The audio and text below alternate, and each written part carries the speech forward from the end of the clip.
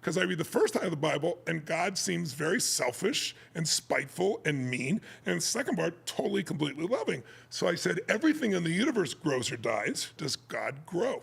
I would argue that in the Old Testament, we see God's attributes: love, mercy, grace, patience, anger, expressed in different contexts. And in the New Testament, we also see those attributes expressed in different contexts. For example, in both the Old and New Testament, we see God's anger towards Israel. We also see God's grace and mercy towards his chosen people. We see his love in various ways in the Old Testament and the New Testament. So I think what we see is all of God's attributes expressed across the entire canon, but there are different contexts. So no, I don't think the Old Testament paints a different picture of God than the New Testament does.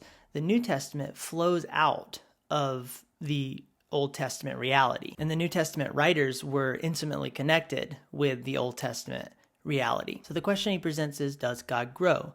And he uses every created thing in the universe as an example. And to this I would say, we just have no reason to assume that the creator of the universe, the definer of all things, has to grow in his character. Of course, the biblical understanding is that God is the definition of perfection. He is the standard and he sets the standard. And two, why would we assume that an eternal being would grow in the few thousand years of recorded human history in the Bible? Or why assume, to get more specific, that God would do some soul searching in the 400-year intertestamental period between the Old Testament and New Testament and decide to become completely loving, as Tony would put it? Now, I'm not arguing that God is not loving, but that the different attributes of God that you see in the Old Testament are in the New Testament as well. Also, I think it's important to note that Tony is assuming that God should grow into Tony's perception of what God should become. Why does Tony get to decide if God has moved in the right direction with his character over time?